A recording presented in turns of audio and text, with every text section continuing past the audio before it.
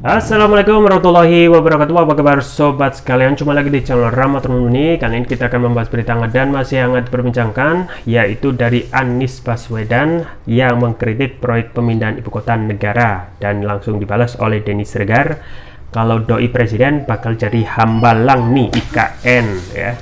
Jadi kemungkinan ya akan mangkrak seperti hambalang ya. Bagaimana selengkapnya ini sesuai yang dilansir oleh suara.com. Langsung saja kita baca dan kita ulas. Suara.com, bakal calon presiden dari Partai Nasdem Anies Baswedan menyampaikan kritik mengenai proyek pembangunan Ibu Kota Nusantara IKN saat menjadi pembicara di Singapura. Menurutnya proyek IKN sangat minim proses politik dan partisipasi publik. Hal ini tentu saja menimbulkan pro dan kontra dari berbagai pihak, salah satunya pegiat media sosial Denny Siregar. Melalui tweetannya, Denny Siregar melontarkan kritik menggelitik terkait kritik Anies Baswedan terhadap IKN. Ia menyebut bahwa masa depan IKN hanya akan sama seperti dengan hambalang. Kalau doi jadi presiden bakalan jadi hambalang nih IKN, tulis @DennySiregar7 seperti dikutip suara.com pada Minggu. Dalam cuitannya, produser film Sayap-Sayap Patah itu juga turut menyentil Surya Paloh CS. @Nasdem tahu nggak sih ini, sambungnya. Cuitan ini pun sontak saja menjadi sorotan dari warganet. Tak sedikit warganet yang melontarkan komentar kontra atas tweet dari Denny Siregar. Pembangunan IKN mulai aja belum, gimana bisa jadi seperti hambalang, kata warganet. Sekarang aja IKN sudah jadi hambalang. Janji Januari sudah banyak gedung-gedung, nyatanya masih aja bentuknya hutan gundul. Kalau Anies jadi presiden, IKN akan dikembalikan lagi menjadi hutan buat ekosistem hewan, imbu warganet lain. IKN akan dibatalkan, bukan mangkrak lagi, dan akan menyeret Bang Joko ke pengadilan, ujar warganet lain. Namun tak sedikit warganet yang melontarkan kritik kepada Anies Baswedan. Pasti Anies pasti kontra semua yang udah dilakukan Pak Jokowi, sama seperti dia pas jadi gubernur DKI. Tapi hasilnya lebih hancur, komentar warganet lain. Sama terbengkalainya seperti Jakarta kemarin, tambah warganet lain. Benaran kandidat capres ini orang mengkritik agenda dalam negeri di forum negara luar, nasionalisme hampa, komentar warganet lainnya lagi. Ya sobat sekalian, itu ya dari Anies Baswedan yang mengkritik proyek pemindahan ibu kota negara, dan langsung ditweet oleh Denny Siregar, kalau jadi presiden apakah akan menjadi hambalang. Nah, memang kalau kita melihat konteks pidatonya ya, kita harus melihat secara penuh ya apa yang ingin disampaikan oleh Anies terkait IKN yang menjadi ya seperti contoh yang diupamakan menjadi proyek ibu kota Nusantara atau proyek mega ya, mega yang dilakukan oleh negara, yaitu terkait pindah ibu kota. Nah, itu akan menjadi suatu hal yang sangat ya, jadi ini akan menjadi hal yang pro dan kontra ya, mengingat biaya yang sangat mahal ya, sampai 400 triliun lebih, dan itu kemungkinan akan naik seiring dengan berbagai macam ya perkembangan proyek tersebut. Dan sebenarnya kalau kita melihat apa yang disampaikan terkait dengan proses politik dan partisipasi publik seperti yang disampaikan oleh Anies, ya kita sesuai dengan apa esensi dari politik ya, proses politiknya dari IKN itu sendiri dan partisipasi publik. Nah, kalau kita melihat proses politik, tentu saja apakah dalam hal proses proyek IKN ini ya melalui serangkaian hal ya untuk kepentingan rakyat ya, karena tujuan politik adalah mengurusi kepentingan rakyat. Nah, kalau proses politik atau dalam hal pembangunan atau pemindahan ibu kota negara ini hanya diperuntukkan ya lebih besar untuk kepentingan oligarki, maka ini jauh dari mengakomodasi kepentingan rakyat. Dan jelas pula banyak sekali kontroversi terkait IKN ini yang kemarin sempat ramai, dan juga ada yang kritik ya, misalnya dari Bang Edi Mulyadi, yang itu hal-hal sepele yang esensinya justru ingin mempertanyakan pemindahan ibu kota di saat di tempat yang jauh ya, yang seharusnya bisa dipikirkan lagi mengingat kondisi ekonomi saat ini atau saat pada waktu lalu, yaitu saat pandemi. Itu bukan hal ataupun momen yang pas untuk melakukan proyek ataupun pemindahan ibu kota yang kita ketahui masih bisa dimungkinkan ya untuk mengembangkan ibu kota yang saat ini jadi Jakarta, dan save money ya untuk kepentingan lain sampai kondisi itu menjadi lebih baik lagi kondisi ekonomi. Nah, dalam segi proses politik itu jelas ya, kita ketahui ya, pengetukan palu terkait pengesahan undang-undang tentang IKN ini memang banyak kontroversi dan tentu saja kurang dari partisipasi publik ya.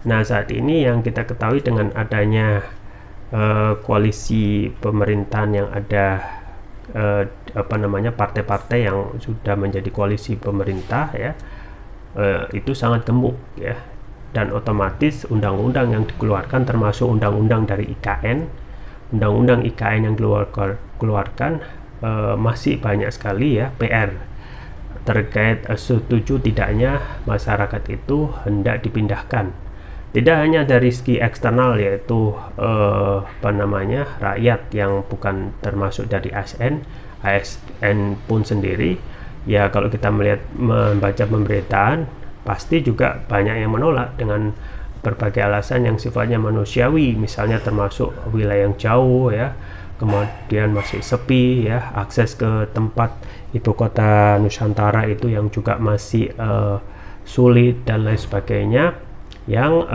itu justru pasti akan menimbulkan cost yang berlebih.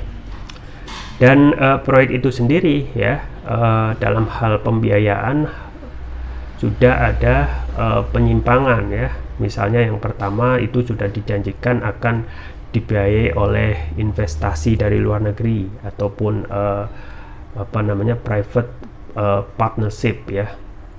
Tetapi setelah waktu berjalan, ternyata apa yang sudah disepakati itu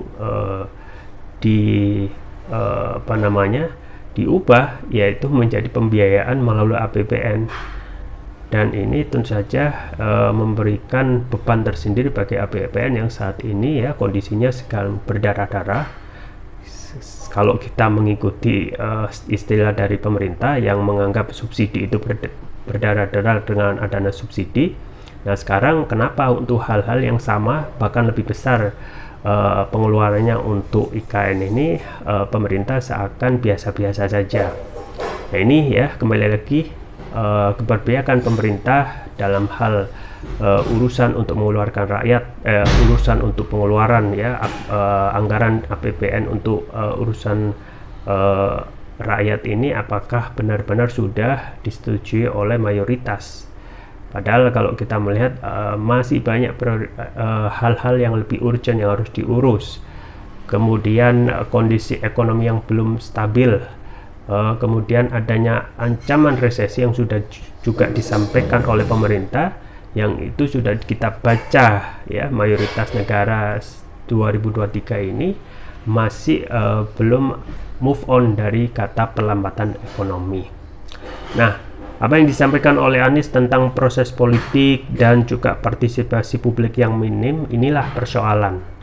Harusnya dengan proyek yang sifatnya nasional, minimal harus mempunyai step atau langkah yang sudah melibatkan mayoritas publik, mayoritas akademisi, intelektual, dan juga perwakilan dari rakyat, dan juga rakyat ataupun masyarakat yang mendiami ibu kota Nusantara. Apakah mereka setuju?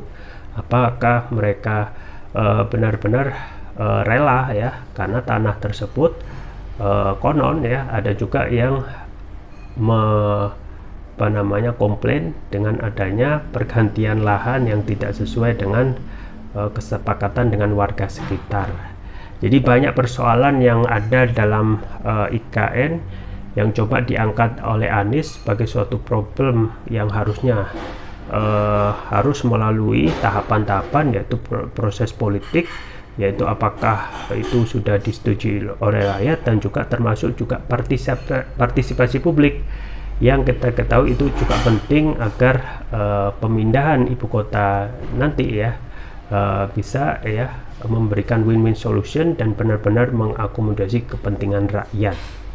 Nah, kalau kita melihat pro dan kontra pasti akan terjadi, tetapi ya intinya adalah bagaimana kondisi ekonomi ya sedari awal ya, masalah hal pemindahan ibu kota itu bukan hal yang berat ya, sama seperti seorang keluarga itu melakukan pindah rumah. Tetapi masalah ini ya menjadi lebih kompleks ketika ekonomi saat ini itu tidak baik-baik saja.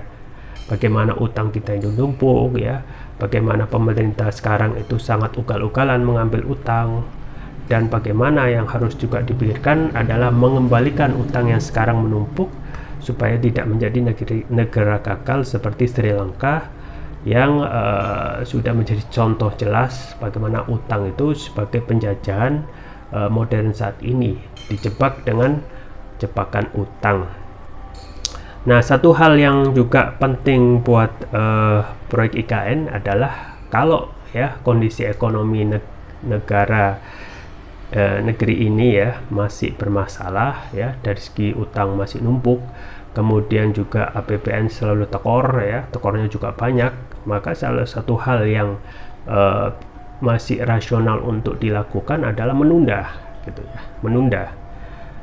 Toh bangunan itu tidak akan menjadi busuk seperti makanan, dan juga satu hal lagi adalah itu juga masih bisa diusahakan dan menjadi hal positif ya, bisa menjadi benar-benar ibu kota yang baru atau menjadi wilayah baru yang menjadi alternatif ibu kota negara Indonesia. Nah, apa yang disampaikan oleh Denny Sregar ya bisa boleh-boleh saja untuk mengkritik ya, tetapi apakah nanti Anies akan melanjutkan atau tidak, atau akan menjadi proyek mangkrak? Toh ya, kalau kita melihat proyek Hambalang yang sudah mangkrak dan kita melihat IKN itu tidak dilanjutkan, itu bukan hal masalah ya. Tetapi yang menjadi masalah adalah ketika kondisi ekonomi, duit atau dompet negara yaitu APBN itu sekarang terbebani dengan banyak hal ya, termasuk juga utang dan juga jumlah bunga utang yang harusnya dianggap membebani APBN, itu sebenarnya lebih baik ditunda ya, lebih baik ditunda dan dilanjutkan ketika kondisi ekonomi bisa dianggap bisa untuk melanjutkan. Nah, tentu saja satu hal lagi adalah bagaimana dalam hal investasi ya, dalam hal investasi untuk IKN ini ya, adalah juga harus memikirkan bagaimana pembiayaan. Tentu kalau kita melihat pembiayaan yang murni dibiayai oleh asing ya, ini akan mendatangkan banyak sekali berbahaya, yaitu tentu saja akan ada kontrol yang berlebih, termasuk ya kembali lagi penjajahan zaman baru, penjajahan gaya baru adalah dengan jebakan utang. Jangan sampai negeri ini ya, tentu saja dengan investasi yang nanti datang untuk IKN akan menjadi senjata bagi negara lain untuk menguasai ya, ketika tidak bisa mengembalikan utangnya tersebut. Jadi banyak hal yang bisa disimpulkan dan tidak melulu masalah melanjutkan atau tidak, tetapi mana yang lebih banyak menguntungkan untuk rakyat, mengakomodasi rakyat ya. Karena kalau sekarang ditunda, suatu saat dilanjutkan, itu bukan persoalan. Yang penting rakyat itu lebih didahulukan daripada ya lebih memaksakan diri ya menggunakan APBN yang justru itu akan menambah beban negara daripada lebih mementingkan kepentingan rakyat. Itu saja yang bisa saya sampaikan, semoga bermanfaat. Jangan lupa like, share, dan subscribe. Sampai jumpa lagi. Wassalamualaikum warahmatullahi wabarakatuh.